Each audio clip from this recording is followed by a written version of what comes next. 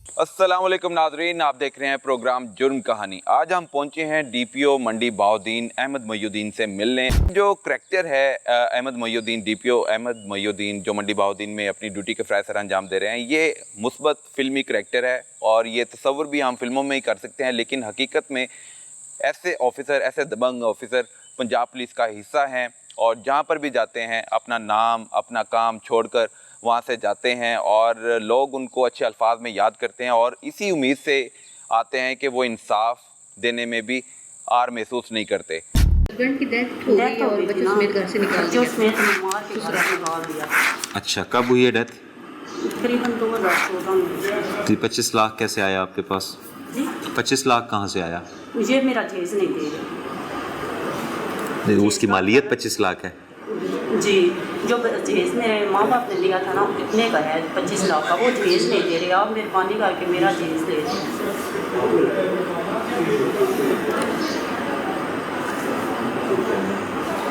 अच्छा, थाने गई थी आप? थाने में भी मैंने अदालत केस भी किया था, उन्होंने ना केस किया था। अच्छा। अदालत ने हक मेरे में किया है सामान जेज वगैरह, उन्होंने उधर से उठा के कई गैप कर दिए, बैलट वगैरह ले के भी गई थी, ताले रुलवा के उन्होंने मेरा जेज जो है 2 कमरों में जेज था वो। चल, ये मैं एसएचओ को लिख रहा हूँ, आपने एसएचओ को जाके मिल लेना। आगे पता है क्या, इधर ना सिविल लाइन वाले हैं ना, तो उन्होंने आगे उधर से ले लेकर रिश्वत ना मेरा कुछ नहीं बनाया, इसलिए मेहरबानी करके आप मेरा ना जेज ले लें। चल, एक दफ़ा मैंने एसएचओ को लिखा है, ज़रा उसको कार्रवाई कर लेने दें, तो ना हुआ तो आप फिर आ जाइएगा, ठीक है? मेहरबानी आपके साथ जी, मैं बहुत मजबूर हूँ मेरे छोटे। कोशिश करते हैं। अब ये क्लेम ऐसा है कि आप जो क्लेम कर रही हैं वो कहेंगे कि ले गई, इस तरह हो गया, उस तरह हो गया, तो थोड़ा सा याद रख के ना, मैंने सिर्फ आपने कहा था कुरान पे भी याद रख के ले ना, तो फिर भी मैं उनको छोड़ दूँगी। वो इस बात पे भी नहीं एग्री हुए थे, कोई चीज़ नहीं मैं उधर से ले के आई। ठीक ठीक, इसलिए आपके पास आए कि आप मेहरबानी करके उनको बताएं 3 दिन में इसको जो है ना मुझे रिपोर्ट दें, सही करके इंशाल्लाह हो जाता है। वो नहीं होता तो फिर आप आइएगा, देखते हैं, ठीक है? कलसूम भी आ जाओ आपके लिए। जी बीबी, ਤੁਹਾਡੇ ਭਾਈ ਨੇ? अस्सलाम वालेकुम। अस्सलाम, ਤੁਹਾਡੇ ਭਾਈ ਨੇ? जी जी ਉਹ ਤੁਹਾਡਾ ਹਿੱਸਾ ਨਹੀਂ ਦੇ ਰਹੇ? मेरे भाई ने मेरे हिस्सा दे रहा, मेरा पुत्र मैं चोट नहीं जोड़ जोड़ के दे मेरा भाई को अपनी। एक मेरे को बेटा है, एक बेटी, बेटी मजदूर है। और मेरी ਤੁਹਾਡੀ ਬਾਈ ਜ਼ਮੀਨ ਹੈ? जी ਤੁਹਾਡੇ ਵਾਲਿਦ ਦੇ ਹਿੱਸੇ ਤੋਂ मेरे वालद दे ਉਹ ਭਾਈ 19 ਦਿੰਦੇ? नहीं उन आगे भी जिस दिन मैं अपनी मेहनत में शिरकत करके जिम्मेदार दी थी। ਤੇ ਤੁਹਾਡੇ ਮੀਆਂ ਕਿੱਥੇ ਨੇ? मैं तलाक दे चली गई, बच्चे का वो सब और कर ली, मैं सकी मासी के घर के दे आई। ਅੱਛਾ, ਤੇ ਬੱਚੇ ਤੁਹਾਡੇ हैं ਉਸ ਤੋਂ? बच्चे ओदे आ नवी बीवी चो यार मेरे को जेडे ਤੇ ਤੁਹਾਡੇ ਬੱਚਿਆਂ ਦਾ ਉਹਨੇ ਕੋਈ ਹਿੱਸਾ ਦਿੱਤਾ ਹੈ? कोई ना। मेरा भी मैं ते मेरा पुत्र क्यों जम्मीਆਂ ਪੁੱਤ ਕੋ ਲੰਮੀਆਂ, ਮਾਂ ਵੀ ਮਰ ਗਈ, ਪਿਓ ਵੀ ਮਰ ਗਿਆ। ਤੇ ਹੁਣ ਮੇਰੇ ਭਰਾਵਾਂ ਭਰਜਾਈਆਂ ਮੈਨੂੰ ਜ਼ਲੀਲ ਕਰ ਛੜਿਆ, ਰੋਜ਼ ਹੱਥੀਂ ਪਾਉਂਦੇ ਨੇ। ਹੁਣ ਮੈਂ ਮਿਹਨਤ ਮੁਸ਼ੱਕਤ ਕਰਕੇ ਰਿਹਾਇਸ਼ ਬਣਾਈ, ਉਹਨਾਂ 10-10 ਮਰਲੇ ਮੇਰੇ ਪਿਓ ਦੀ ਬੜੀ ਗਏ, ਮੈਂ ਇੱਕ 4 ਮਰਲੇ ਬੜੀ। ਰੋਜ਼ ਲੜਾਈ, ਰੋਜ਼ ਝਗੜੇ। ਆ ਵੱਡੀ ਹਨੇਰੀ ਵਗੀ ਗਏ ਤੇ ਤਾਰ ਮੇਰੀ ਉਹਨਾਂ ਦੀ ਟ੍ਰੇਨ ਭੱਜੀ ਗਈ। ਤੇ ਤੁਹਾਡੇ ਤੇ ਇਹ ਤੇ ਭਰਾ ਹੋ ਗਏ ਨਾ, ਜਿਹੜੇ ਤੁਹਾਡੇ ਖਾਵਨ ਦਾ ਹਿੱਸਾ ਹੈ ਬੱਚਿਆਂ ਵਾਸਤੇ, ਉਹ ਕਿੱਥੇ? ਉੱਥੇ ਉਹਦੇ ਕੋਲ ਉਸੇ ਵੀ ਕੁਝ ਨਹੀਂ ਬਣਿਆ ਤਣਿਆ, ਮੈਂ ਤੇ ਉਸੇ ਬਥੇਰਾ ਬੱਚੀ ਅਨਪੜ੍ਹ ਬੰਦਾ। ਕਿੰਨੇ ਬੱਚੇ ਨੇ ਤੁਹਾਡੇ? ਮੇਰੇ ਕੋਲ ਇੱਕ ਬੱਚਾ ਇੱਕ ਬੱਚੀ। ਬੱਚੀ ਦੀ ਉਮਰ ਕੀ ਹੈ? ਬੱਚੀ 21-22 ਸਾਲ ਹੈ। शादी हो गई है? ਮਜ਼ਦੂਰ ਹੈ, ਸੋ ਦਿੰਦੇ ਦੇਣੇ ਬਰਕੀ ਖਾ ਲੈਣਾ ਨਾ। ਤੇ ਬੱਚਾ ਕੀ ਕਰਦਾ? ਬੱਚਾ ਜਿਹੜਾ ਸਿਹਤਮੰਦ ਅੱਗੇ ਦਿਹਾੜੀ ਕਰਦਾ ਰਿਹਾ, ਹੁਣ ਮਹੀਨਾ ਡੇਢ ਹੋ ਗਿਆ ਰਾਤ ਹੋ ਗਿਆ, ਅੱਗੇ ਵੀ ਉਹ ਨਹੀਂ ਗਿਆ ਰਿਹਾ ਰਾਤ। ਹੁਣ ਮੈਂ ਉਹਦੀ ਉਹ ਸ਼ਾਦੀ ਕੀਤੀ ਕਿ ਜਿਹੜੀ ਝੂਠ ਨਹੀਂ ਮਾਰ ਕੇ ਗੱਲ करनी, ईमानदारी बता। भाई और एक्स हस्बैंड दोनों बुलवा लो। ओके सर, ठीक। कमरे लेके बैठो, मैं आ रही हूँ। अच्छा। हाँ जी, ये किन से लड़ाई हुई थी? सर जी मेरे जेठा नाल लड़ाई है, रोज लड़ाई। खामन किथे ਤੁਹਾਡਾ? मजदूर लत्त कैंसर है, उन्हें लत्त कटी गई, मंजी ते हुंदा है, अजे वाल कोई नहीं। 5 बच्चियां ने, एक बच्चा। साल हो गया मैंने इन्हां दे चक्कर खांदे। एक दिन मेरे किसी में अगले दिन मेरे को पैसे नहीं थे, एक दिन पहले दा वाकया मैं डेरे ते आई हां, उन्हां मेरा जमीन कुत्ती ने ना देंदे ਤੇ ਖਾਮਨ ਕੀ ਕਹਿੰਦਾ ਤੁਹਾਡਾ? मेरा खावन होवे ਜਾਂਦਾ ਸਾਡਾ ਕਿ ਹੁਣ ਮੈਂ ਕਿਵੇਂ ਇੱਥੇ ਲਿਆਵਾਂ? 4-5 ਹਜ਼ਾਰ ਰੁਪਇਆ ਗੱਡੀ ਵਾਲੇ ਨੂੰ ਦੇਵਾਂ ਤਾਂ ਲਿਆਵਾਂ ਮੈਂ ਕਿੱਥੋਂ? ਮੈਂ ਆਪ ਤੇਰਾ ਕੰਮ ਕਰ, ਮੇਰਾ ਕਰ, ਮੈਂ ਬੱਚੇ पे ਪਾਲਣੇ। तो ਹੁਣ ਮਸਲਾ ਕੀ ਹੈ? ਮਸਲਾ ਹੈ ਕਿ ਪੁਲਿਸ ਵਾਲੇ ਜਾਣਦੇ ਨੇ ਮੇਰੇ ਕੋਲ ਜੋ ਕੁਝ ਹੁੰਦਾ ਮਾਰ ਕੁੱਟ ਕੇ ਮੇਰੇ ਸਹੁਰੇ ਲੈ, ਅਗਲੇ ਦੇ ਮੇਰਾ ਬੈਗ ਖੋ ਲਿਆ ਨੇ। ਮੇਰੇ ਕੱਪੜੇ ਪਾੜੇ ਨੇ ਉੱਥੇ ਮੈਨੂੰ ਜਵਾਰੀ ਵਿੱਚ ਮਾਰਿਆ ਕਿਉਂ? ਗਿਆ ਪੱਤਰੀਆਂ क्यों? ਸਿਰਫ ਉਹ ਆਂਦੇ ਨਾ ਜ਼ਮੀਨ ਮੈਂ केड़ी जमीन? ਜਿਹੜੇ ਮੇਰੇ ਮੀਆਂ ਦੇ ਸਹਿ ਸਾਡਾ ਤਰੇ ਤਿੰਨ ਪਾਈ ਨੇ ਨਾ ਮੈਂ ਲੋਕੇ ਦਾ ਬੰਨਿਆ वो ਤੁਹਾਡੇ ਕੋਲ ਹੀ ਹੈ ਜ਼ਮੀਨ? ਮੇਰੇ ਕੋਲ ਇਹਨਾਂ ਕੋਲ ਬੰਦੇ ਖਾਨੇ ਪਾ ਮੈਂ ਨਾ ਗਿਆ ਅੰਦਾ ਬਦਨ ਮੇਰੇ ਮੀਆਂ ਵੀ ਅਸਾਂ ਲੋਕੇ ਮਸੀਤੀ ਚਲਾਨ ਕਰਵਾਇਆ ਦਾਰੇ ਚ ਬੁਲਾਏ ਨੇ ਉਹ ਗਏ ਨੇ ਉਹਨਾਂ ਕੱਚ ਕੇ ਸਾਰੀ ਤੇ ਉਹਨਾਂ ਬੰਨੀਆਂ ਚਲੀਆਂ ਇਹ ਵੇਖ ਕੇ ਆਏ ਨੇ ਸਾਰ ਵੀ ਇਹਨਾਂ ਉੱਥੇ ਮੈਨੂੰ ਮਾਰਿਆ ਕੁੱਟਿਆ ਨੇ ਮੂੰਹ ਨੇ ਨਾ ਆਖਿਆ ਸੀ ਤੇਰਾ ਪਰਚਾ ਮੈਂ ਨਾ ਇਹਨਾਂ ਵਿੱਚ ਮੋਬਾਈਲ ਲਿਖਿਆ ਨਾ ਮੇਰੇ ਨਾਲ ਪੈਸੇ ਲਿਖੇ ਨੇ ਹਰ ਰੋਜ਼ ਜੈਸੇ ਦਿਲ ਵਗਦਾ ਨੇ ਮੈਨੂੰ ਬੀਬੀ ਨੂੰ ਮਾਰ ਕੁੱਟ ਲੈਂਦੇ ਨੇ ਮੀਆਂ ਘਰ ਜਾਂਦੇ ਨੇ ऐसे ਬੱਚਿਆਂ चुके ਨੂੰ हैं ਮਾਰ ये ਲੈਂਦੇ मुझे पूरा मैटर हल करके 7 डेज में भाइयों की ज़मीन है जगह है एक एक को इंस्ट्रक्ट करना है आपने उनको खुद बताना है SHO को जब मैं लिखता हूँ SHO के साथ उसको बताना है ये 3 भाइयों की ज़मीन का मसला है इसका जो हिस्सा बनता है वो इसको दिला के तब मुझे बताएं। छोटे छोटे बच्चे ने हो जाता है बीबी इंशाल्लाह जाएं हो जाता बुशरा है रहो। जी बेटा। अस्सलाम वालेकुम सर।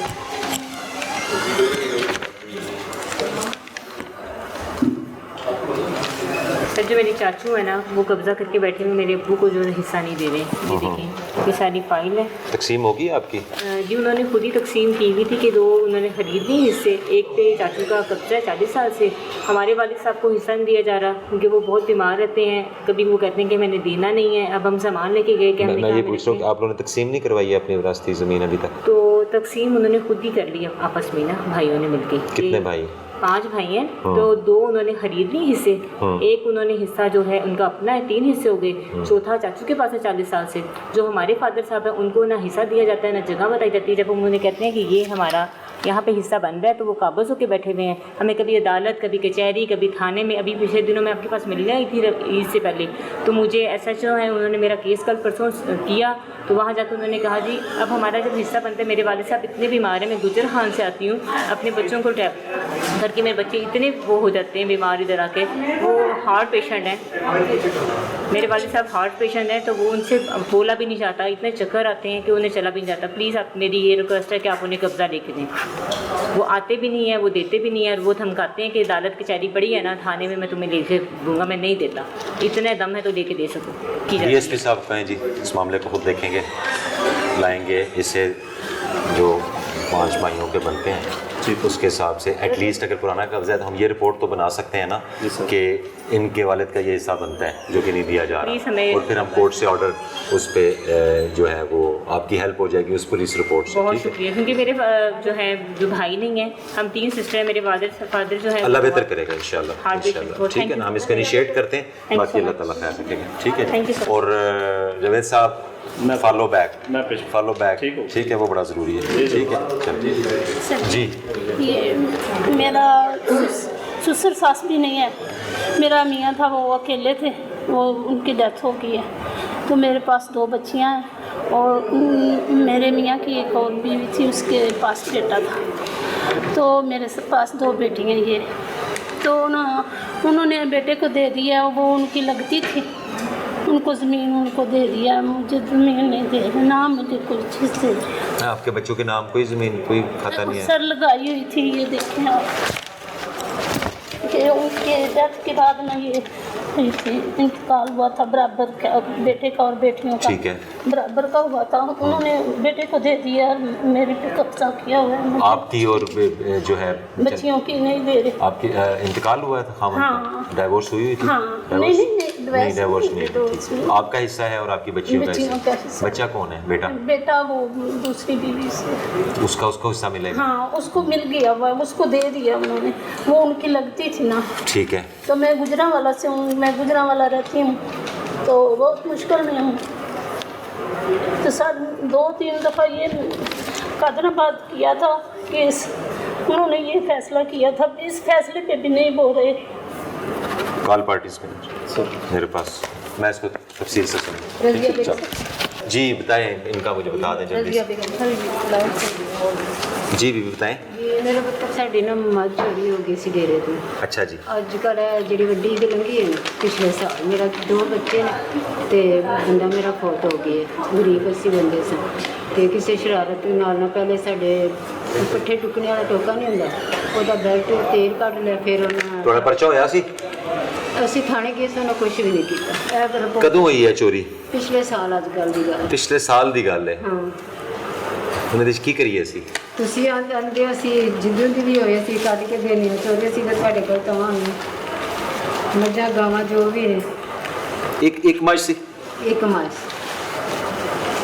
ਥਾਣੇ ਵਾਲੇ ਕੁਝ ਵੀ ਨਹੀਂ ਕਰਦੇ ਚਲ ਪਹਿਲਾਂ ਕਰਾਣੇ ਆ ਤੁਹਾਡਾ पर्चा ਅੱਛਾ ठीक है सही फिर अगली गल करने हैं इंशाल्लाह ये पर्चा कराएं इनका और फिर आईओ को डायरेक्ट करें तो चलो इंशाल्लाह देख लेने हैं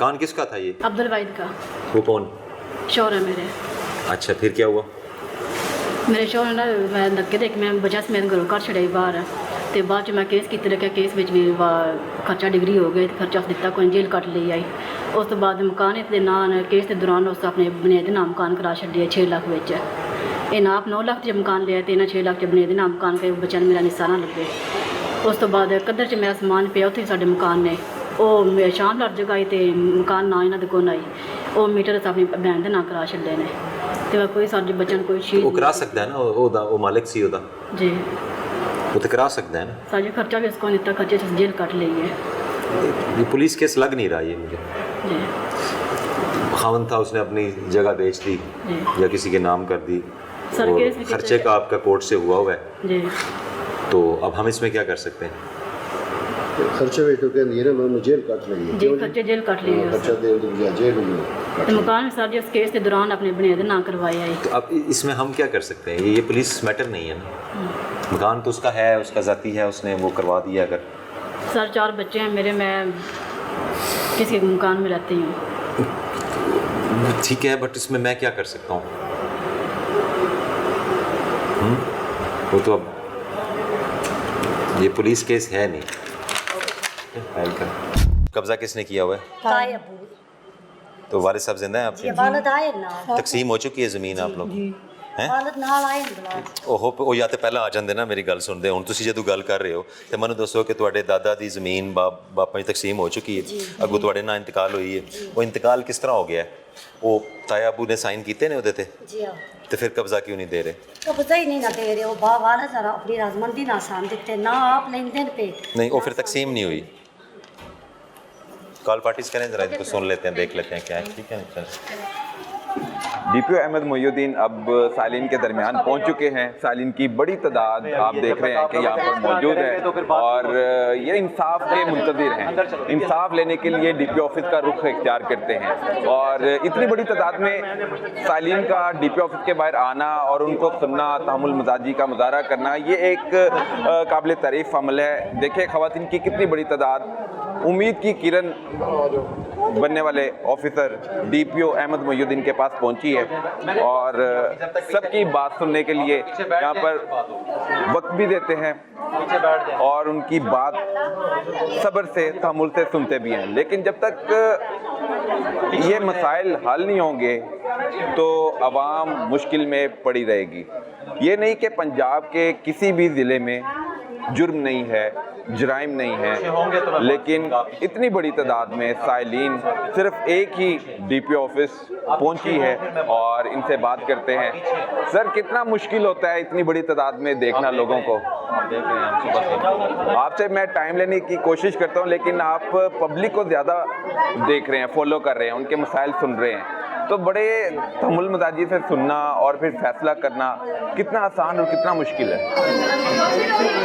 आप देख रहे हैं कितना रश है और इनको किस तरह जो है अभी आपने मीटिंग में भी जाना है लेकिन आप पब्लिक के हम दर्द बने हुए हैं।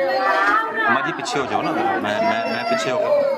अम्मा जी मैं नहीं गल तुहाड़ी सुनांगा जाते तुसी बवोगे नहीं, ठीक है? जाते तुसी पीछे हो जाओ, पीछे हो जाओ। हाँ जी बेटा किधर है वो अपना, किधर है?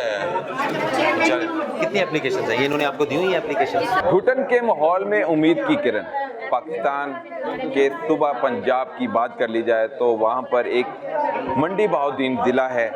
ज़िला मंडी बहाउद्दीन में एक बड़े ऑफिसर, बड़ा दिल रखने वाले अहमद मोइनुद्दीन यहाँ पर मौजूद हैं और पब्लिक की आवाज़, मजलूम की आवाज़ बने हुए हैं और सबकी आवाज़ बनने के लिए अब उनके दरमियान बैठे हैं।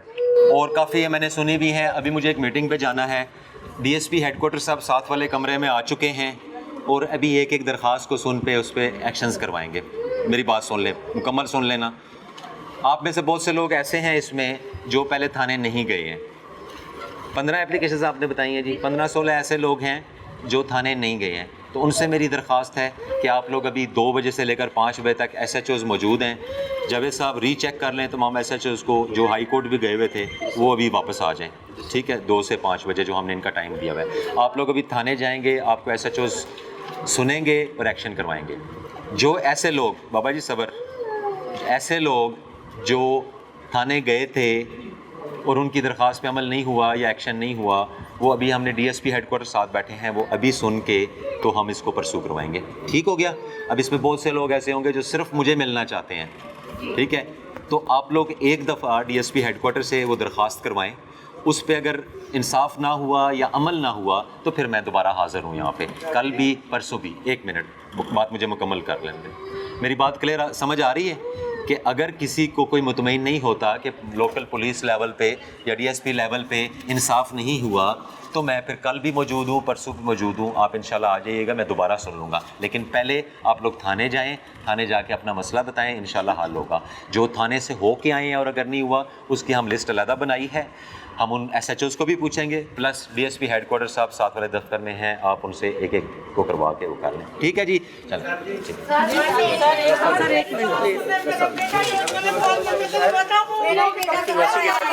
स्टैंडिंग मोड में गई है, इनके स्टैंडिंग मोड में हमने खुद देखा जल्दी करवा दें। नहीं लगाते, नहीं आप गलत, मेरी बात सुन, मेरी बात, सबर 1 मिनट सबर कर आप। नहीं ऐसे नहीं है, ना वो कोई धमकियां लगा रहे हैं, ना वो कोई एक्शन ले रहे हैं। नहीं 1 मिनट बीबी, उस पर मैंने पूरा एक्शन लिया हुआ है, उस पर वो उसको हमने जो तीसरा इन्वॉल्व किया है। नहीं बीबी, ये एक्स्ट्रा कर रहे हैं, उसमें बड़ा एक्शन हुआ है। DSP हेडक्वार्टर के पास लेके अभी DSP हेडक्वार्टर आपको सुन रहे हैं। चल की तरीका है यार सर, आप पब्लिक के दरमियान हैं और पब्लिक आपके साथ बात करना चाह रही है। आप देख रहे हैं जी, हाँ सारे को हमने जी हाँ, अभी मैं मीटिंग के बाद आके देखेंगे कि हम इनमें से कितनों को। आप जब पब्लिक के दरमियान से कहीं जाने के लिए तैयार होते हैं तो पब्लिक के साथ बंद होना शुरू हो जाते हैं कि उनकी आवाज कौन सुनेगा। नहीं इंशाल्लाह सुनेंगे जी, हम वो देख रहे हैं, वो SHOs बैठे हैं, SHOs बैठे हैं, वो सुन रहे हैं। ये सिर्फ खवातीन हैं जो अलहदा हो गई हैं और वो उनको इत्मीनान नहीं हो रहा जब तक वो हमारे जो है वो नहीं सुन लें। लेकिन हमारे DSP हेडक्वार्टर अलहदा उनको सुन रहे हैं और SHOs यहाँ पे अलहदा। जैसा कि आपने मीटिंग में ये भी कहा है कि आप में से बहुत से लोग ऐसे हैं जो आपसे मिलना चाहते हैं। आपको भी पता है कि इनकी आवाज़ आप सुनेंगे और इनकी आवाज़ बनेगी। उस सिस्टम को हमने थोड़ा नीचे शिफ्ट करना है ना। मैं अगर रोजाना 400 सुनना शुरू कर दूं तो दूसरा काम नहीं सर, जब से आप आए हुए हैं, कितने टाइम हो गए, कितने दिन हो गए आपको यहाँ पे आए हुए? 1.5 महीना। 1.5 माह में कोई एक दिन ऐसा, कोई एक लम्हा ऐसा कि जब पब्लिक आपके दफ्तर के बाहर मौजूद नहीं है? बस थोड़ा सा लोड कम हो रहा है और पब्लिक का हक है आए, जब हम अवेलेबल हैं, जितना हम सुन सकते हैं, जितना हम कैपेसिटी में हैं वो कर रहे हैं। और ज़ाहिर है उनको कहीं अगर उनके साथ थोड़ी सी कहीं जाती होती है या इंसाफ नहीं मिलता तो तभी इस तरह लोग उम्मीद की किरण समझते हुए आपके ऑफिस पहुंचते हैं। कोशिश कर रहे हैं। घुटन के माहौल में अगर किसी को इंसाफ मिल रहा है तो वो अहमद मोइनुद्दीन DPO नहीं, सारे DPOs कर रहे हैं। नहीं ऐसे नहीं है, वो शायद प्रोजेक्शन ज़्यादा हो गई होगी या हो जाती है, बट सर इतनी बड़ी तादाद में हमने नहीं देखा पब्लिक को किसी भी ऑफिसर के ऑफिस के बाहर खड़े होकर इंतजार करना। हर DPO का, हर ऑफिसर का अलग-अलग वे ऑफ वर्किंग होता है। कुछ उसको और तरह मॉनिटर कर रहे होते हैं, कुछ डायरेक्ट सुन रहे होते हैं। सो हर ज़िले में काम तो हो रहा है और बड़ा स्ट्रिक्ट सिस्टम है IG ऑफिस में भी और CM कंप्लेंट सेल में भी कि जो साइलिन आ रहे हैं उनका फीडबैक क्या है। 1787 के थ्रू कंटिन्यूस फीडबैक लिया जाता है कि हर DPO से कि उसके कितने साइलिन आ रहे हैं, उनको कितना इंसाफ मिल रहा है। वो एक पूरा चेक एंड बैलेंस सिस्टम। आपके वाले से एक ये भी मुहावरा मशहूर हुआ है, ना वादा ना तरीक, ऑन द स्पॉट हम इंसाफ देंगे, और वो देते हुए नज़र भी आ रहे हैं। उसमें अब हम क्या कह सकते हैं, कोशिश होती है जितनी जल्दी इंसाफ दे सकें, उस पर बहुत से मैटर्स होते हैं, कोशिश ये होती है। तो सर मैंने यहाँ पे देखे हैं बहुत से लोगों के मिसाइल सिर्फ कब्जे के हवाले से हैं, तकसीम नहीं हो रही जायदाद और उनका रहना सहना, कोई क्रिमिनल्स के हवाले से कोई अब आपके पास नहीं आ रहे। क्रिमिनल्स का तो खात्मा कर दिया है अब जो हाँ जी, थोड़ा सा हमारा वो क्राइम कम हुआ है, जो डकैती, स्नैचिंग, ये वो इसमें थोड़ी कमी आई है। लेकिन ये जो ज़मीनों के मामलात होते हैं, दुश्मनियों के मामलात हैं, दुश्मनियों के मामलात में हम अभी तक 5 मेजर सुलह करवा चुके हैं। जो क्रॉनिक दुश्मनियाँ थी, 2-2 3-3 कत्ल हुए थे, उनकी हम सुलह करवा चुके। आज भी एक केस इन लाइन था, बट वो एक पार्टी की वजह से, तो 3-4 और केसेस ऐसे इन लाइन हैं जिनमें हम सुलह कराने की कोशिश कर रहे हैं ताकि कत्ल मज़ीद ना हो। तो फिर ज़मीनों के मामलात हैं, उनको अगर इनिशियल स्टेज पे इंसाफ ना दिया जाए तो वो कन्वर्ट होते हैं आगे जाके दुश्मनी में और फिर कत्ल में। तो हमारा मकसद यही है कि हम उस दुश्मनी को कम करके बाकी क्राइम को भी उसकी वजह लोग से बड़ी देर से इंतजार कर रहे हैं, 1 मिनट इनको भी नहीं, दे अभी दें वो गुजरते हम हुए। जस्ट मीटिंग में जा रहे हैं। इनके साथ वो SHOs अभी डील कर रहे हैं। मैं मीटिंग के बाद आके इनका जो बाकी follow-up बच्चे लेंगे होंगे, फिर हाँ, आप? हम फिर शाम को इसका फॉलो बैक लेते हैं। बिल्कुल ठीक है जी। DPO मंडी बहाउद्दीन अभी एक मीटिंग में जा रहे हैं और उसके बाद दोबारा ऑफिस आएंगे और पब्लिक की आवाज़ बनेंगे, वो भी आपके सामने सारी बातें रखी जाएंगी। हमारे साथ रहिएगा। DPO मंडी बहाउद्दीन के ऑफिस के बाहर सालिन की बड़ी तादाद मौजूद है और अपने अपने मसले मसाइल लेकर इंसाफ के मुंतज़िर हैं। देखते हैं कि इनके मसले क्या हैं और DPO अहमद मोइनुद्दीन इनके मसले सुनने के बाद क्या अहकाम जारी करते हैं। लेकिन सबसे पहले मैंने इनकी आवाज़ आप तक बनने की कोशिश की है और इनके मसाइल सुनते हैं। सर जी, ये क्या मामला है? ये हमने ना ज़मीन के पैसे जो है ना दिए थे, लेकिन ज़मीन जो वो रोले वाली थी, ठीक है, उसका केस चल रहा था, तो वो पैसे उन्होंने ले लिए। बाद में वो साल बाद कहते हैं कि हमारा जो है ना केस हम हार गए, हमको पैसे देंगे। 7 साल हो गए, अभी तक पैसे नहीं दिए। हमने ये एप्लीकेशन भी दी है, इधर से मार्क हो गए SHO साहब के पास गई है और उधर से थाने से जो है ना रिपोर्ट आई है ना, वो उस पर लिखा हुआ है बेबुनियाद और झूठी है। आपकी दरख्वास्त झूठी है? उन्होंने कहा है, मतलब थाने वालों ने लिखा। थाने वालों ने तो सही नहीं कहा? थाने वालों ने नहीं सही कहा, क्योंकि थाने में वो बंदा मान के गया कि पैसे देने मैंने आपके 2 मरतबा SHO के सामने। तो फिर ऐसे वो SHO ने पैसे ले लिए उससे? नहीं, ऐसा ये हमें इस चीज़ का कोई इल्म नहीं है, ऐसी कोई नहीं है, क्योंकि SHO ने हमारी फेवर की है, वो पैसे मान के भी गया है। जिसने पैसे देने वो मान गया कि इसने पैसे देने जी, हो गया। तो फिर रिपोर्ट जब SHO ने बनाई है तो रिपोर्ट में क्यों लिखा है कि बेबुनियाद SHO साहब कह रहे कि रिपोर्ट मैंने कोई नहीं बनाई, ठीक हो गया, वो मतलब किसी और ने बनाई है, तफ्तीशी ने किसने भी बनाई। तो SHO के नीचे ही है ना वो? हाँ जी। तो SHO की रजामंदी से तैयार हो सकती है ना रिपोर्ट? ये हमें इस बात का कोई इल्म नहीं है। तो अब आप DPO साहब के पास आए? हाँ जी, हमने इसका वो जो है ना इन्वेस्टिगेशन। कितने दिन हो गए आते हुए? ये हमने 23 तारीख को रिपोर्ट जमा करवाई है। DPO से मिलने आए हैं कभी? हमें मिलने नहीं दिया, वो कह रहे कि कल आना है, परसों आना। कितने दिन से आ रहे हैं? मैं चौथा चक्कर है मेरा। चौथा चक्कर है और एक बार भी मुलाकात नहीं हुई? जी, एक बार भी नहीं हुई मुलाकात। किसने नहीं मुलाकात होने दी? वो जो गेट पे थे ना, कह रहे आज इंक्वायरी चल रही है, जो है ना आपकी जो है ना हम सोमवार वाले दिन बुलाएंगे। कल आए थे, कल DPO साहब उधर हाई कोर्ट लाहौर गए हुए थे। तो DPO मंडी बहाउद्दीन अहमद मोइनुद्दीन के हवाले से तो सारे कहते हैं कि बड़ी अच्छे बंदे हैं, ये अच्छे ऑफिसर हैं, ये हमारी बात सुनते हैं, हमारे मसले हल कराते हैं। आप कह रहे हैं कि मसला नहीं हल कराते? जी, मैं कह रहा हूँ हम उनके सामने मतलब किसी ने होने नहीं दिया ना, हम उनकी कारकर्दगी सुन के जो है ना उनसे मिलने के लिए आए हैं ताकि हमारा मसला ये हल हो, और हमें पूरा यकीन है कि हमारा ये प्रॉब्लम जो है ना वो सॉल्व करें। आपका क्या मसला जी? ਇਹ ਸਰ ਜੀ ਸਾਡਾ ਰੇਪ ਦਾ ਕੇਸ ਹੈ ਜੀ। ਅਸੀਂ ਜੰਗ ਦੇ ਆਮਣੇ ਰਹਿ ਸਾਡੀ ਜੰਗ ਦੀ, ਲੇਕਿਨ ਅਸੀਂ ਨਾ ਇੱਥੇ ਆਪਣਾ ਮਾਣੋ ਚੱਕ ਬੋਤਲਾਂ ਵਾਲੀ ਫੈਕਟਰੀ ਦੇ ਵਿੱਚ ਮੇਰੀ ਬੀਬੀ ਕੰਮ ਕਰਦੀ ਹੈ ਤੇ ਉੱਥੇ ਨਾ ਸਰ ਜੀ ਮੈਂ ਮਲਕਾਂ ਕੋਲ ਰਿਹਾ ਮੰਡੀ ਬਹਾਉਦੀਨ ਦੇ ਨੇ, ਉਹਨਾਂ ਕੋਲ ਮੈਂ ਰਿਹਾ ਸੀਰੀ। ਇਹ ਸਾਡਾ ਸਾਰਾ ਮਾਮਲਾਤ ਨਾ ਜਿਹੜਾ ਮੈਂ ਨਾ ਆਪਣਾ ਮੁਹੰਮਦ ਨਿਵਾਜ਼ ਜਿਹੜਾ ਰੁਸਤਮ ਹੈ, ਇਹ ਉੱਥੋਂ ਦਾ ਜੀ ਮੈਂ ਆਪਣਾ ਫੈਕਟਰੀ ਬੋਤਲਾਂ ਵਾਲੀ ਦਾ ਇਹ ਮੈਨੇਜਰ ਹੈ, ਯਾਨੀ ਕਿ ਨਾ ਉਹਦਾ ਮੁਨਸ਼ੀ ਉਹਨਾਂ ਦਾ। ਇਸ ਬੰਦੇ ਸਾਡੇ ਮੇਰੀ ਬੀਬੀ ਨਾਲ ਜ਼ਿਆਦਤੀ ਕੀਤੀ, ਇੱਕ ਮੁੰਡਾ ਸਿੰਧ ਦਾ ਹੈ, ਉਸ ਜ਼ਿਆਦਤੀ ਕੀਤੀ। ਜਿਹੜਾ ਸਿੰਧ ਵਾਲਾ ਮੁੰਡਾ ਉਹ ਕਬੂਲ ਕਰ ਗਿਆ ਜੁਰਮ, ਜਿਹੜਾ ਮੁਹੰਮਦ ਨਿਵਾਜ਼ ਇਹ ਨਹੀਂ ਕਬੂਲ ਕਰ ਰਿਹਾ। ਜਿਹੜਾ SHO ਸਾਹਿਬ ਨੇ ਆਪਣਾ SHO ਹਮਾਜ਼ ਦੀ ਕੀ ਨਾਂ ਦੇ ਆਸਿਫ ਰਾਜਾ ਸਾਹਿਬ, ਇਹ ਉਹਦੇ ਪਿੰਡ ਦਾ ਮੁੰਡਾ ਹੈ, ਇਹ ਉਹਦੇ ਉੱਤੇ ਛਾਂ ਕਰ ਗਿਆ, ਯਾਨੀ ਕਿ ਆਪਣੇ ਇਲਾਕੇ ਦੇ ਬੰਦੇ ਨੇ ਬਚਾ ਲਿਆ ਸੋ ਸਾਡੀ ਕੋਈ ਮੰਨੀ ਨਹੀਂ ਸੁਣੀ ਨਹੀਂ। ਮੈਨੂੰ ਉੱਤੇ ਤਕਰੀਬਨ 2 ਹਫ਼ਤੇ ਹੋ ਗਏ DPO ਆਪਣਾ SHO ਸਾਹਿਬ DPO ਸਾਹਿਬ ਦੇ ਦਫ਼ਤਰ ਜਮਦਾ ਖਾ ਸਾਡੂ ਜਿਹੜਾ ਅਮਲਾ ਹੈ ਉਹ ਅੱਗੇ ਜਾਣ ਨਹੀਂ ਦਿੰਦਾ ਜੀ, ਇੱਧਰ ਟੁਰ ਜਾਓ। 2 ਹਫ਼ਤੇ ਤੋਂ ਮੁਲਾਕਾਤ ਨਹੀਂ ਹੋਈ DPO ਨਾਲ? ਜੀ ਨਹੀਂ ਹੋਈ। मैं 50 पर्चा नहीं हो रहा? साडा पर्चा होया, लेकिन साडे ना बंदे ने काट दिता। FIR दी कापी किते? उन्हें सर जी ना विचों काट दिता बंदे नु। ਇਹ ਜ਼ਿਆਦਤੀ ਦਾ ਪਰਚਾ ਹੋਇਆ ਹੈ, ਕੋਈ ਇੱਕ ਮੁਲਜ਼ਮ ਵੀ ਨਹੀਂ ਫੜਿਆ ਗਿਆ ਇਹ ਤੱਕ? ਇਹ ਫੜੇ ਵੀ ਨੇ, ਫੜ ਕੇ ਨਾ ਇਸ ਬੰਦੇ ਨੇ ਛੱਡ ਦਿੱਤੇ ਨੇ, ਜਿਹੜੇ ਫੜ ਕੇ ਛੱਡ ਦਿੱਤੇ ਨੇ? ਜੀ ਫੜ ਕੇ ਛੱਡ ਦਿੱਤੇ ਨੇ। ਜਿਹੜਾ ਨਿਵਾਜ਼ ਹੈ ਨਾ ਉਹਨਾਂ ਸਾਰਾ ਕੇਸ ਉਹਦੇ ਉੱਤੇ ਪਾ ਦਿੱਤਾ ਹੈ। ਤੇ ਨਿਵਾਜ਼ ਹੁਣ ਕਿੱਥੇ? ਨਿਵਾਜ਼ ਨੂੰ ਆਜ਼ਾਦ ਕਰ ਛੱਡਿਆ ਹੈ।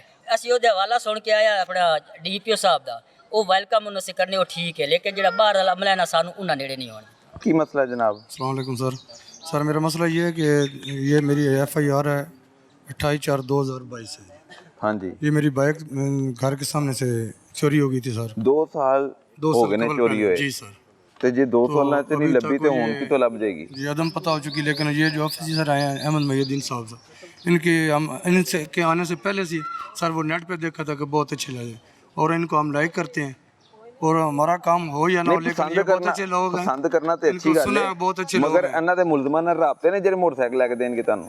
सर हमें तो सिर्फ इसलिए आए हैं कि ये हमारी कोई दाद रसी हो जो मेहरबानी कर 2 साल हो गए सर ਉਹ ਪੱਲੋ ਦੇਣਗੇ ਤੁਹਾਨੂੰ सर ये तो उनकी नवाजिश है जो भी कर दें वो। ਨਹੀਂ ਤੁਹਾਡਾ ਤੇ ਮੁਲਜ਼ਮ ਫੜੇ ਜਾਣੇ ਚਾਹੀਦੇ ਨੇ ਨਾ ਜੀ, ਅਸਲ ਮੁਲਜ਼ਮ ਮੁਲਜ਼ਮ ਫੜਨੇ ਚਾਹੀਦੇ ਨੇ ਨਾ मुलजम सर 2 ਸਾਲਾਂ ਦੇ ਪਤਾ ਨਹੀਂ ਉਹ ਮੁਲਜ਼ਮ ਕਿੱਥੇ ਚਲੇ ਗਏ लेकिन ये ਨੇ मेरी अदम पता होगी सर ਤੁਸੀਂ ये ਰੋਜ਼ਾਨਾ फाइल बंद ਫੋਲੋ हो ਅਪ चुकी ਲੈਂਦੇ ਰਹੇ ਸੀ ਪਹਿਲੇ सर मैं जानता रहा जी मैं 2 साल तो सर थाने के चक्कर ਖਪਦੇ ਰਹੇ ਹੋ ਥਾਣੇਦਾਰ ਕੋਈ ਪੁਲਿਸ ਵਾਲਾ मैं ਕੰਮ ਨਹੀਂ काफी ਆਇਆ सर अफसर चेंज भी हुए लेकिन मैं आंदा रहा जी सर अच्छा। इतनी भी मैंने उन्हें दूसरी बारी में आया डीपीओ ਤੁਸੀਂ ਮੁਸਲਸਲ ਆਪਣੇ ਮੁਕੱਦਮੇ ਦੀ ਪੇਸ਼ਰਫਤ ਵਾਸਤੇ ਆਂਦੇ ਰਹੇ ਹੋ जी आंदा रहा मैं ਲੇਕਿਨ ਕੋਈ ਮਦਦ ਜੀ, ਅਜੇ ਨਹੀਂ ਤੱਕ ਹੋ ਜੀ, ਸਕੀ ਕੋਈ ਨਹੀਂ। ਪੁਲਿਸ ਨੇ ਆਪਣਾ ਕੰਮ ਨਹੀਂ ਕੀਤਾ ਮੁਲਜ਼ਮ ਨੂੰ ਟਰੇਸ ਨਹੀਂ ਕੀਤਾ ਤੁਹਾਡੀ ਮੋਟਰਸਾਈਕਲ ਬਰਾਮਦ ਨਹੀਂ ਅਜੇ ਕੀਤੀ ਤੱਕ ਨਹੀਂ। ਹੁਣ 2 ਸਾਲ ਬਾਅਦ ਤੁਸੀਂ ਅੱਜ ਦੁਬਾਰਾ ਆਏ ਹੋ ਜੀ ਜੀ ਇਹਨਾਂ ਦੇ ਇਮੇਜ ਦੇ ਇਹਨਾਂ ਵਾਲੇ ਨੇ ਨਾ ਸਰ, ਜੀ। ਜਾਣ ਕੇ ਕਿ ਇਹ ਬੜੇ ਅੱਛੇ ਜੀ, ਨੇ ਅੱਛੇ ਇਹ ਕੰਮ ਕਰਨ ਵਾਲੇ ਨੇ ਇਹ ਮੁਲਜ਼ਮ ਨੂੰ ਫੜਨਗੇ ਜੀ।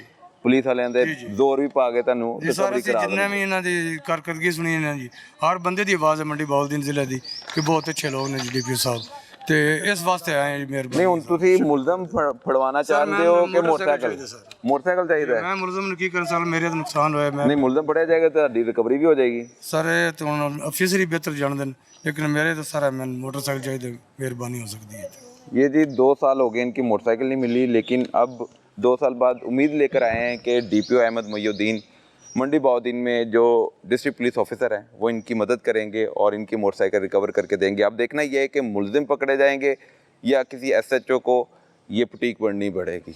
अच्छा DPO ऑफिस की करन आए हो?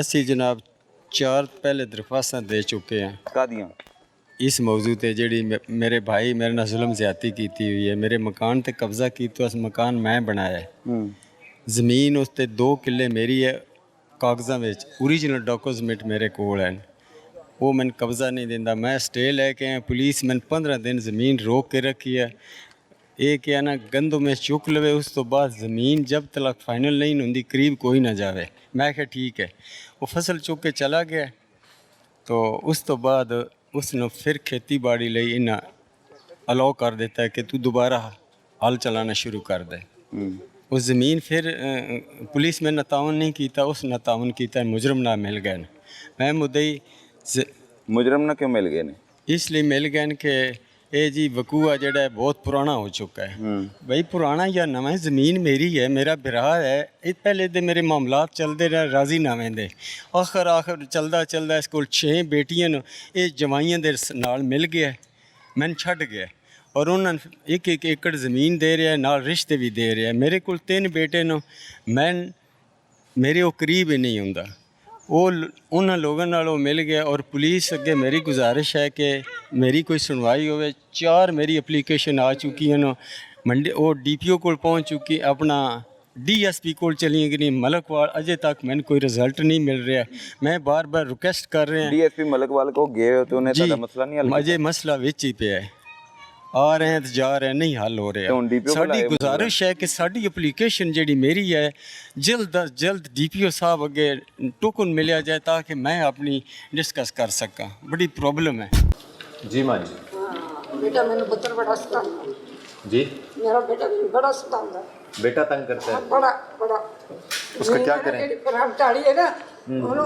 ਮੈਂ ਕਿਹਾ ਸਾਰਿਆਂ ਨੂੰ ਮੇਰਾ ਹਿੱਸਾ ਮੈਨੂੰ ਦੇ ਦੇ ਭੈਣਾਂ ਦਾ ਭੈਣਾਂ ਨੂੰ ਦੇ ਦੇ ਚਾਰੇ ਭਾਈ ਦੇ ਦਿਓ ਉਹ ਕਹਿੰਦਾ ਮੈਂ ਸਾਰੀ ਇਹ ਬਾਣੀ ਤੁਸੀਂ ਉਧਰ ਗਿਆ ਤਾਂ ਉਹਨੂੰ ਅੰਦਰ ਕਰੋ ਕਿਸੇ ਨੇ ਨਹੀਂ ਅੰਦਰ ਉਹਨੂੰ ਕਰਿਆ ਸਾਨੂੰ 2 ਮਹੀਨੇ ਹੋ ਗਏ ਖੱਜਲ ਹੁੰਦੇ ਅਸੀਂ ਚੌਥੀ ਵਾਰੀ ਹੁਣ ਤੁਹਾਡੇ ਕੋਲ ਆਏ ਪਹਿਲਾਂ DSP ਦਾ ਤੁਸੀਂ ਆਰਡਰ ਦਿੱਤਾ ਆਂਦਾ ਮੈਂ ਤੁਹਾਨੂੰ ਮਾਰ ਦੂੰਗਾ ਜੇ ਕੀ ਨਾ ਹੈ ਬੇਟੇ ਦਾ ਕਿੱਥੇ ਹੋ ਮਾਨੂ ਚੱਕ ਉਹਨੇ सारा फ्रंट मल्ले है वो आंदा मैं मेरे ਜਿਹੜਾ ਮਰਜ਼ੀ मैं आपके बेटे को बुला लूं जरा एक दफ़ा ठीक है मैं उससे सुन लूं तो फिर रिएक्शन कर लेंगे बेफिक्र रहे इंशाल्लाह हो जाएगा ठीक है चलो तो 3 क्वेश्चन ये असला लेके हमारे डेरे की तरफ आए हैं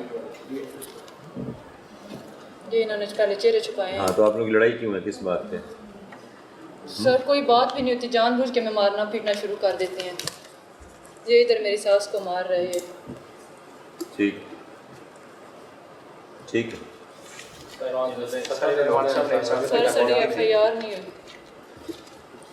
उल्टा धमकियां देते हैं DPO साहब साडा की कर लेना साडा अपना तुसी जो करना है कर लो उल्टा सन धमकियां देंदे हैं चलो अपने सब का ही DPO है क्या करें रात तक ये वेपन रिकवर करें दोनों पार्टीज़ को परसों बुला लें वेपन रिकवर हो जाना चाहिए रात तक जो तस्वीरों में नज़र आ रही है और दोनों पार्टीज़ को परसों बुला लें ठीक है आपका पर्चा हो गया था इस पर फिर क्या हुआ था ज़मानत तो हो गई सर कैंसिल है लेकिन अभी तक 2 साल मलकवाल में इशू सर जी एसओ साहब को जाए कहीं दफ़ा जाए वो मुझे धमकियों देते हैं, ब्लैकमेल करते हैं, कहते हैं कि दोबारा अगर दुकान ओपन भी हुई दोबारा टैक्स करेंगे। ठीक एसओ साहब गिरफ्तार होने का ना आपका तफ्तीशी अफसर कौन है? दिलदार शाह। दिलदार शाह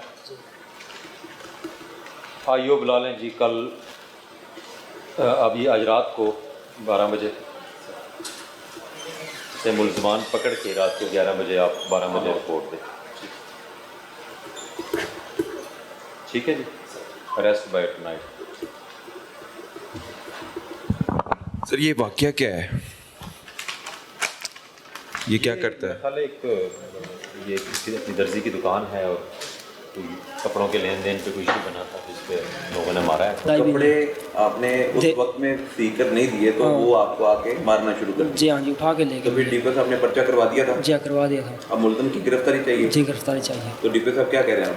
वो कह रहे हैं जी शाम तक इंसाफ मिलेगा? जी मिलेगा। सर ये बदमाशी यहाँ पे मंडी बाउद्दीन में चल रही है, तो ये मुल्ज़मान आज पकड़े जाएंगे जैसे आपने डेडलाइन दी है 11 बजे? हाँ जी पकड़े जाएंगे, बिल्कुल पकड़े जाएंगे। चलें इंशाल्लाह नहीं पकड़ेंगे तो हम 12 बजे रात को फिर ऑफिस खोल लेंगे। ये रात को मौजूद होंगे सारे। ये रात तक हमने डेडलाइन दी है, इसमें नहीं पकड़ेगा ये मुझे 1 बजे तक रिपोर्ट दे देंगे और नहीं पकड़ा जाएगा तो सुबह हम इस केस को शिफ्ट कर देंगे अपने पास और तफ्तीशी को बुला लेंगे, उसको मतलब सज़ा मिलेगी और ये फिर हमारे सेल में आ जाएगा। एक स्पेशल सेल बनाया हुआ है हमने, पीओ सेल, जो इस किस्म के लोग होते हैं जिनको इश्तिहारी मुल्ज़मान, एक किस्म का ये भी मेरे लिए इश्तिहारी है, अगर डिक्लेयर नहीं हुआ लेकिन कोई क्रिमिनल, हाँ जी, जो पुलिस से भागा हुआ है, कानून हाथ में लिया है, वो उसको दबोचना, उसको पकड़ना, उसको गिरफ्तार करना, उसको सजा दिलवाने में आप किरदार अदा करें इंशाल्लाह। इस तरह के काफ़ी वाक़यात पहले रिपोर्ट होते थे, अब काफ़ी कम होना शुरू हो गए हैं कि इंडिविजुअल बदमाशी जो होती है वो लड़ाई झगड़ा हो जाता है, मामला बिगड़ जाते हैं, बट इस तरह की कोई कानून इजाज़त नहीं देता कि वो अपने तौर पर फैसले करना शुरू करते हैं। तो इंशाल्लाह पकड़ा जाएगा। बिल्कुल पर्चा दिखाएंगे जो कल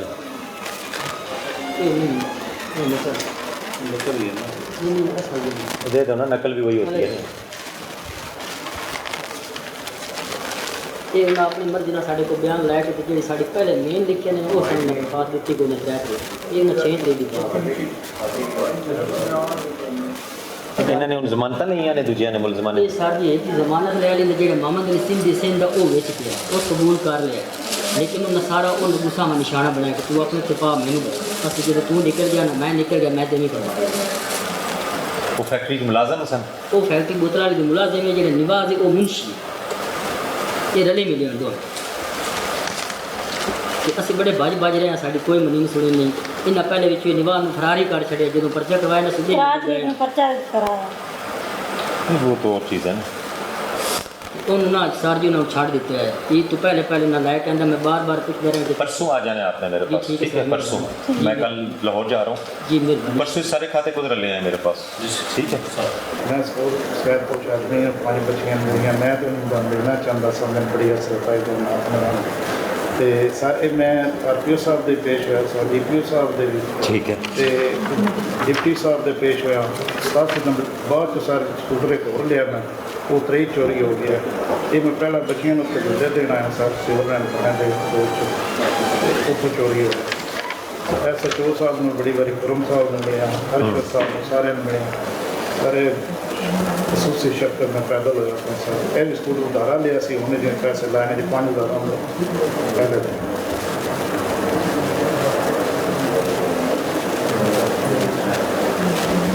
एसएचओ की रिकवरी लिस्ट में डालें जी, उसे कहें 7 दिनों में से एक मोटरसाइकिल दे दें, ठीक है ना होगा मेरे पास आ जाना तो अरेंज कर लेंगे, ठीक है चल खुश रहें और अल्लाह के बंदे मोटरसाइकिल ही है ना पहला इंसान दरबार देख मैं सर मुझे ना हमदर्दी बड़ी है, पहला इंसान देख के खुदा पाक दी कसम है मैं कसम जा के पाना मेरी इतना अरसा हो गया मैंने पहला इंसान देखा डीपीओ साहब, नहीं तो आज तक असा बंदे नहीं यकीन करो हो जाता है इंसान का फरिश्ता है साढ़े मंडी जिले वास्ते जो जितने भी बंदे जो क्रिमिनल जो सब भाग गए।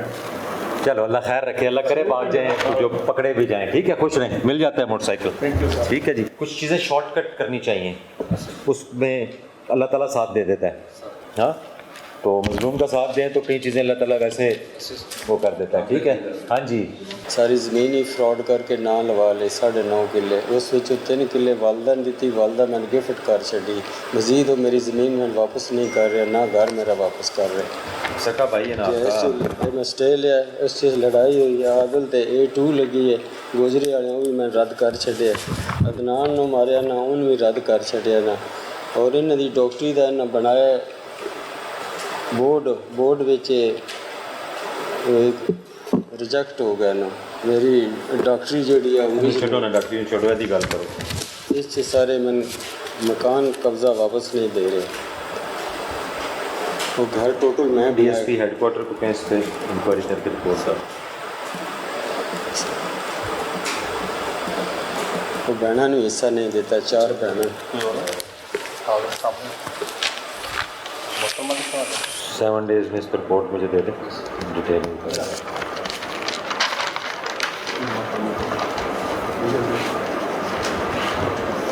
ज़मीन ज़मीन ज़मीन, हाँ जी भाई। पंजाब पुलिस में तब्दीली का बड़ा नाम, इंसाफ की पहचान, DPO अहमद मोहिउद्दीन। इनसे बात करेंगे और इनसे जानेंगे कि मंडी बहाउद्दीन में क्राइम में कमी के हवाले से दावे किए जा रहे हैं। अफसरान बाला की तरफ से जो बताया गया है, क्या हकीकत में क्राइम में कमी लाने में DPO अहमद मोहिउद्दीन कामयाब हो पाए, इनकी ज़ुबानी जानेंगे। अस्सलाम वालेकुम सर। सर, हम देखते हैं कि लोगों को इंसाफ मिल रहा है, दूसरी तरफ देखा जाए तो क्रिमिनल्स के खिलाफ भी आप कार्रवाइयाँ कर रहे हैं। बड़े पैमाने पर कार्रवाइयाँ करने के बाद इश्तिहारियों को, डाकुओं को, चोरों को यहाँ से भगाने में भी कामयाब हो गए। जी, कोशिश कर रहे हैं और इसमें मंडी बहाउद्दीन के थोड़े से डायनामिक्स डिफरेंट हैं।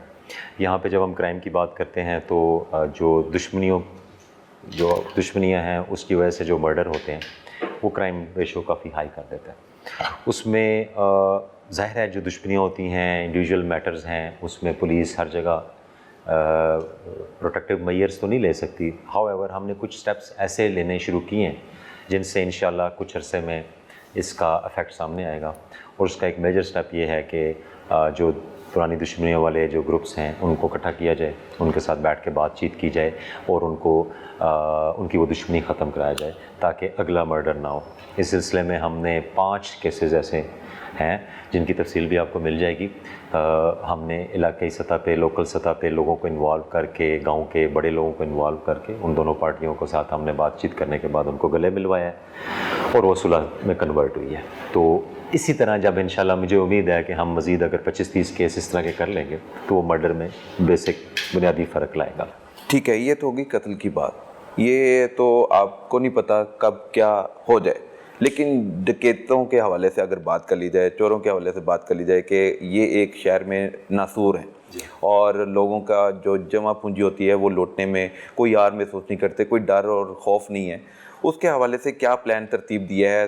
क्योंकि क्राइम में कमी लाने में इन डाकुओं तक पहुंचना, इन मुल्ज़मान तक पहुंचना पुलिस की आम जिम्मेदारी है। इसके लिए एक तो रवायती तरीके हैं, पेट्रोलिंग इंक्रीज़ कर दें, नाकाबंदी हो, ये चीज़ें हों, ये तो साइड बाय साइड चलती रहती है। इसके अलावा हमने एक स्पेशल PO सेल बनाया है, ठीक है। उस सेल का काम यही है कि जो पुराने रिकॉर्ड होल्डर्स हैं और PO डिक्लेयर हुए हैं और उन पे शायद पुलिस स्टेशन लेवल पे उस तरह काम नहीं हो रहा, सो हमने DPO ऑफिस में एक PO सेल बनाया है।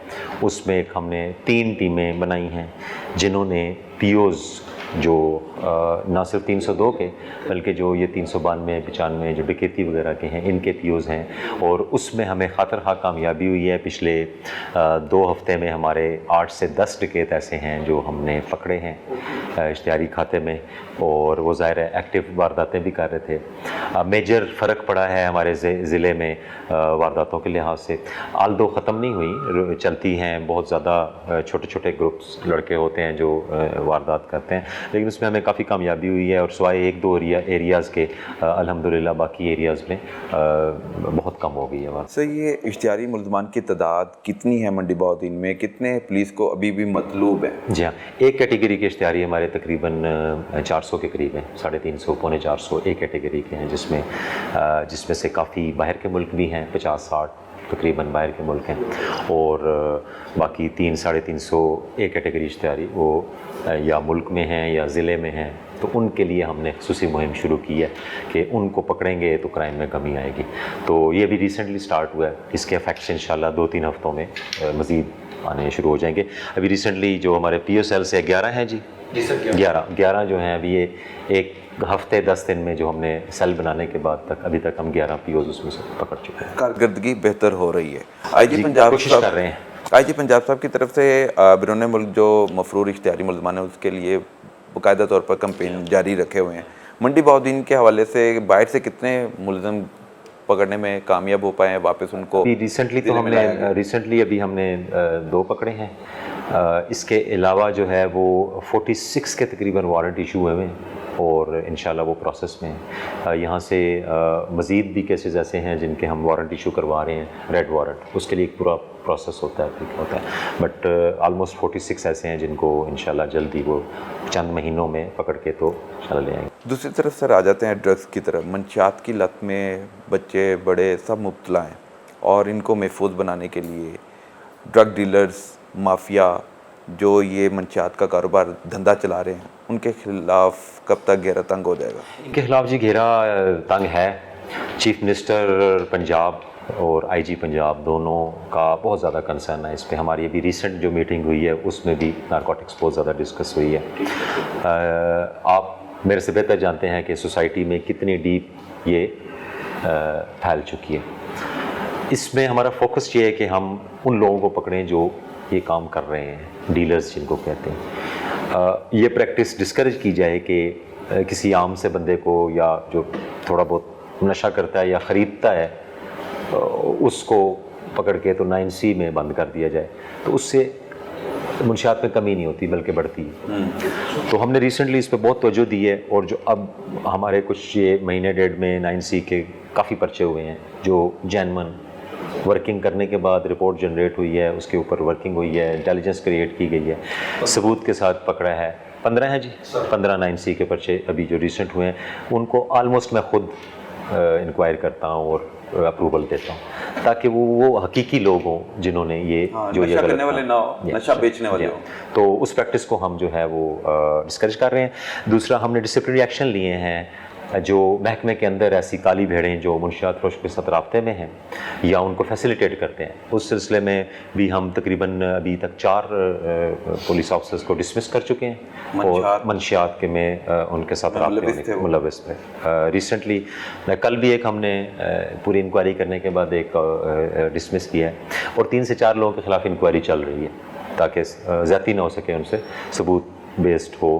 तो इसका बड़ा असर आता है जिस वक्त फोर्स से जब उनकी सपोर्ट नहीं होती है तो वो होते हैं। आप जनरली भी अगर आप चेक करवाएं, मैं भी रिपोर्ट्स लेता रहता हूँ, तो लोगों की तरफ से ये पॉजिटिव फीडबैक है कि अवेलेबिलिटी ऑफ नारकोटिक्स अब थोड़ा सा मुश्किल हो गया है और इतनी आसानी से नहीं मिलती।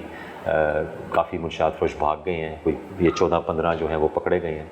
तो इंशाल्लाह इस पर भी मज़ीद वर्किंग साथ साथ चलती रहेगी, ये क्रैकडाउन रुकेगा नहीं। बिल्कुल ठीक है सर। ये क्राइम की बातें तो हो गई, इसके बाद अब आप आ जाते हैं साइलिन पर। खुली कचहरी रोज़ाना की बुनियाद पर आप कर रहे हैं, लोगों की कसीर तादाद आपके दफ्तर का रुख इख्तियार कर रही है और इंसाफ लेने के लिए सिर्फ कि अहमद मोइनुद्दीन साहब उनको इंसाफ देंगे, ये रश कम नहीं हो पा रहा। क्या इतना जुल्म सितम आवाम पर होता रहा है इससे पहले कि वो आज भी इंसाफ के तलबगार हैं? मैं ये नहीं कहता कि पहले क्या होता रहा है या पहले जुल्म होता रहा है। ज़ाहिर है पहले भी पुलिस ऑफिसर यहाँ मौजूद हैं, काम कर रहे हैं, DPOs होते हैं, काम करते हैं, हर एक अपने अपने हिसाब से करता है। मेरे बारे में शायद लोगों ने परसेप्शन ज़्यादा बना ली है या वो उम्मीद ज़्यादा लगा ली है, आई डोंट नो इस क्या वजह है, मे बी मीडिया प्रोजेक्शन की वजह से या वट मैंने तो वही काम करना है, वो चाहे 100 आएँ, 200 आएँ, 300 आएँ। मैं यहाँ अंदर बैठ के यही फील करता हूँ कि वो मेरे लिए आ रहे हैं, मुझसे मिलना चाहते हैं, सुनना चाहते हैं, अपना केस बताना चाहते हैं। हम कोशिश कर रहे हैं उस लोड को नीचे शिफ्ट करें SHOs लेवल पे और DSP लेवल्स पे, ताकि लेकिन वो मुतमिन नहीं होते SHO DSP से, क्योंकि जो आपने रवायत अपने कायम कर दी है उनको मेरा ख्याल है वो बेहतर होना शुरू हो जाएगा। अभी हमारी, मैं अगर जो देखूँ 1 महीने डेढ़ में तो 10 to 20% लोड कम हुआ है जिनको थानों से डायरेक्ट फ़र्स्ट हैंड इंसाफ मिलना शुरू हो गया या उनकी वहाँ पे एप्लीकेशन रजिस्टर हुई है और उस पर कोई ना कोई कार्रवाई हुई है। सो वो मैंने बारहा लोगों से भी रिक्वेस्ट की है, अभी आपके सामने भी लोगों के साथ जिस तरह रश था उनसे ये रिक्वेस्ट की है कि आप पहले ज़रूर पुलिस स्टेशन जाएँ, वहाँ से जब ना हो तो फिर मैं हाजिर। अदरवाइज़ फिर मेरे पे इतना लोड आ जाता है यहाँ पे कि सारा दिन उनको सुनता हूँ तो मैं दूसरा काम नहीं कर सकता, और अगर दूसरा काम करता हूँ तो वो लोग इस गर्मी में बाहर होते हैं, फिर कई लोग शिकायत भी करते हैं, फिर कई लोग सोशल मीडिया पे भी फिर नेगेटिव रिमार्क्स देते हैं जो उनका हक़ है, कोई नहीं दे सकते हैं, हमारा काम है उनको सुनना, उनके लिए वक्त निकालना। लेकिन रश इतना हो कि अगर वक्त ना निकल सके और उसमें से कुछ लोग वापस चले जाएँ तो वो उनका हमारी साइलिन से बात हुई है, वो कहते हैं कि हम 2-2 हफ्तों से आ रहे हैं, हमारी मुलाकात नहीं हो पा रही। क्या इतना लोड है कि आप लोगों से बात ही नहीं कर पाते या उनके मसाइल सुनने में कोई टाइम में नहीं 2 हफ्ते ऐसे तो हो नहीं सकता कि 2 हफ्ते कोई आए और वो आपने माहौल देख लिया। वो 3-4 पार्टियां तो अभी मैंने आपके अर्दली को नोट कराई थी, वो उन्होंने पेश करवा दी। वो किसी दिन आए होंगे, मैं नहीं होऊंगा, मजलूम थे, मैं नहीं होऊंगा, या हमें मीटिंग पे निकल, अब जैसे मैंने सुबह दोबारा हाई कोर्ट जाना है तो ऐसी सूरत में वो फिर बेचारे आते हैं, वो नहीं होते तो वो फिर यही शिकायत करते हैं कि डीपीओ मिला नहीं है। बट हमारी कोशिश ये होती है कि मैक्सिमम लोगों को मिले। ऐसे नहीं होता कि 2 हफ्ते नहीं मिल रहा, हफ्ता नहीं मिल रहा। मेरा ऑफिस तो बिल्कुल इस तरह नहीं, अमला नहीं आने देता अंदर, क्योंकि ऑलरेडी आपके पास दरखास्तें पेंडिंग जारी होती हैं, तो फिर पीएसओ ने तो उन्हीं को बुलाना है जिनके केसेस ऑलरेडी चल रहे हैं। नहीं, वो 2 किस्म की चीज़ें होती है। एक तो होता है जिन केसेस को हमने बुलाया हुआ है दोनों पार्टीज़ को, हाँ यही रश ज़्यादा होता है, वो हमें पता होता है वो केस ऑन ट्रैक है, वो पार्टीज़ आनी या नहीं है और उनको हमने सुनना है। जो फ्रेश कंप्लेनेंट होते हैं वो कई दफ़ा इस तरह की करते हैं। लेकिन अभी आपने देखा है कि ये दरखास्तें किस किस्म की थी। मैक्सिमम दरखास्तें 2 भाइयों की ज़मीनों का मामला है, चचा के बेटे का और बेटे का ज़मीन का, बंटवारे नहीं हो रहे, बंटवारा नहीं हुआ, तकसीम की नहीं हुई, ठीक है, सही फोरम पे वो जाते नहीं है कि तकसीम करवाएं। ये पुलिस का मसला है? ये पुलिस का मसला नहीं है। मगर आपके पास केसेस मैंने सबसे ज़्यादा बंटवारे के देखे हैं, तकसीम के देखे हैं, जायदाद के इश्यूज के देखे हैं, जो सिविल मैटर्स थे वो पुलिस अब उनको सॉर्ट आउट कर रही है, और इसी वजह से हम लोगों की बड़ी तादाद आस उम्मीद लेकर आए हुए हैं। हम उसमें से सिर्फ ये देखते हैं कि कोई फ्रेश कब्जा तो नहीं है, कोई महीने डेढ़ पहले एक कब्ज़ा होता है और पुलिस को बुलाया जाता है और पुलिस उस पर एक्शन नहीं करती। तो उस किस्म के केसेस को मैं कोशिश करता हूँ कि मैं उनको डील करूँ। मैक्सिमम मेरी कोशिश ये होती है कि जो ऐसे मामला जो पुराने कब्ज़े के हैं या आपस में तकसीम नहीं हुई, वो हम कोर्ट की तरफ रेफ़र करें या उनको पटवारी की तरफ रेफ़र करें कि वो आप अपना तकसीम करवाएँ। सर, मैंने देखा है अभी आपके पास बहुत सारे ख़त ख़ताबत का सिलसिला जारी है आवाम की तरफ से, लोग आपसे मोहब्बत का इज़हार कर रहे हैं और अप्रिशिएट कर रहे हैं। इतनी मेहनत और लगन से जब आप काम करते हैं तो फिर उसका रिज़ल्ट इस सूरत में मिल रहा है कि वो आपको याद करते हैं, ख़त लिखते हैं और कहते हैं कि हमें नहीं लगता कि आप पंजाब पुलिस के ऑफिसर हैं। अच्छा, वो उतनी मेरे लिए परेशानी का बायस भी बन रहा है ना। आप जब खुद ही देख रहे हैं कि कितने लोग आते हैं और उनको हम सुनने की कोशिश करते हैं, खुशी का बायस भी बनता है। ऑफ कोर्स खुशी होती है, लेकिन उतनी परेशानी वाकई मेरे लिए परेशानी होती है। अभी मैं घर जाऊंगा ना तो मेरा मोबाइल रात तक कोई 50 मैसेज ऐसे होंगे कि जी हम आए, हमें सुना नहीं गया, या फ़लाँ केस में ऐसे हो गया। I can not go through each and every case और मैसेज। तो फिर मुझे ये परेशानी होती है कि इन सब में कोई ऐसा ना हो यार मजलूम जिस तक मैं नहीं पहुंच सका या मेरे तक नहीं पहुंच सका बिकॉज ऑफ माय सिस्टम। तो सिर्फ इस चीज़ की मुझे परेशानी होती है। और फिर मैं अल्लाह ताला से दुआ करता हूँ कि या अल्लाह इसमें मेरी कोशिशों को और इसमें मेरी नीयत को सामने रखना, मेरे अमलों को ना सामने रखना। तो ये ख़त ख़ताबत लोग मिलने आते हैं, ये उतना ही मेरे ऊपर बर्डन बनता जा रहा है कि मैं उनकी उम्मीदों पर भी पूरा। ये मोटिवेशन भी ऑफ कोर्स मोटिवेशन है, appreciation is always a motivation. ठीक है, हमें जब हमारी कमांड RPO साहब या IG साहब हल्की सी शाबाश देते हैं तो हम सारे दिन का थकावट भूल जाते हैं। इसी तरह जब इस तरह लोग आके अप्रिशिएट करते हैं और कोई इस किस्म का जो ख़त लिखते हैं वो हमें बिल्कुल मोटिवेट करता है, अप्रिशिएट करता है। बट मेरे लिए वो परेशानी का बायस बनता है। मुझे उसमें ये डर लगता है कि कहीं मेरे से कोई कोताही ना हो। तो आप चाह रहे हैं कि इसलिए नीचे लोड ट्रांसफ़र कर रहे हैं? नहीं, लोड ट्रांसफ़र तो एक मैनेजमेंट का ऐसा है ना जी। लोड ट्रांसफ़र तो इसलिए करना है कि ताकि डेली का हम जो है वो इधर भी जो हमारी पार्टीज़ हैं जो मैंने कॉल करना होता है तो उसमें ही 8-5-7 घंटे लग जाते हैं सो दैट मैं उनको सही तरह सुन सकूं। तो वो जब थोड़ा सा इनिशियल लेवल कई चीज़ें ऐसी होती हैं जो SHOs कर सकते हैं, खुद कर सकते हैं, DSPs कर सकते हैं, तो वो थोड़ा सा उसको लाइट लेते हैं। मैं सिर्फ ये चाह रहा हूँ कि जो भी एप्लीकेंट थाने में आए उसको लाइट ना लिया जाए, उसको ड्यू प्रोसेस टाइम हर चीज़ का दिया हुआ है हमारे SIPs के मुताबिक कि इस केस में इतना टाइम है, इस केस में इतना है। रजिस्टर अभी थोड़ा सा क्राइम फिगर हमारा इसलिए बढ़ेगा कि हमारी जो इस वक्त मंडी बहाउद्दीन का रजिस्ट्रेशन ऑफ FIR का रेट है वो पूरे पंजाब में अल्हम्दुलिल्लाह। इस साल कितनी FIR दर्ज हो चुकी हैं? FIR हमारी जो 15 कॉल वर्सेस FIR है इस महीने की 93% calls has been converted into FIR। 93% FIR का इंदराज अमल में लाया जा चुका है। बहुत से ज़िलों में हमने देखा है कि मुकदमात की रेशो कम करते हुए क्राइम में कमी लाई जाती है। आपने मुकदमात का इंदराज किया, इसके बावजूद 7% 8% आप बता रहे हैं कि क्राइम में कमी कुछ हेड्स में कमी आई है, कुछ हेड्स में बढ़े हैं। वो इसीलिए हैं कि हम मेक श्योर कर रहे हैं कि हर किस्म का क्राइम रजिस्टर हो, ठीक है। तो वो अब कहीं दो भाइयों की लड़ाई हो गई है, एक का सर फट गया है, लड़ाई हो गई है, वो भी एक क्राइम है ना, वो भी रजिस्टर हुआ है। और एक तरफ डकैती हो रही है, वो भी क्राइम है। सो हो सकता है वो लड़ाई झगड़े वाले 100 केस आ जाए, डकैती के 5 केस हो, बट क्राइम तो इंक्रीज हो रहा है। सो हेड टू हेड देखना पड़ता है कि आपकी डकैती कितना कम हुआ, मर्डर कितना कम हुआ, मर्डर में ब्लाइंड मर्डर्स हैं, फिर दुश्मनियों वाले हैं, इस सारे को हेड वाइज देख रहे हैं।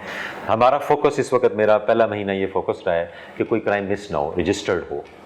सो रजिस्ट्रेशन रेशो हमारी काफ़ी बेहतर है। 93% इज़ आलमोस्ट 100%। बिल्कुल ऐसी है। सो इसको फिर आगे जब केसेस को परसू किया जाता है तो उससे क्राइम कम होता है। मेरा जो एक्सपीरियंस थोड़ा बहुत है क्या वो ये है, क्राइम रजिस्टर करने से क्राइम कम होता है, क्राइम ना रजिस्टर करने से क्राइम बढ़ता है। क्राइम रजिस्टर्ड करने से क्राइम कम होता है, क्राइम रजिस्टर ना करने से क्राइम बढ़ता है, लेकिन ये फॉर्मूला सिर्फ यहीं पर अपनाया जा रहा है। हम देखते हैं कि यहाँ पर मुकदमात का इंदराज फ्रीली रजिस्ट्रेशन हो रही है, हर तरह के मुकदमात का इंदराज अमल में लाने के बावजूद क्राइम में कमी लाई गई है। लेकिन बहुत से सूबे के ऐसे ज़िले हैं जहाँ पर मुकदमात का इंदराज अमल में ना लाते हुए क्राइम में कमी साबित की जाती है। और हम उम्मीद यही जाहिर करते हैं कि DPO मंडी बहाउद्दीन अहमद मोइनुद्दीन इसी तरह काम करते रहेंगे और लोगों की आवाज़ बने रहेंगे।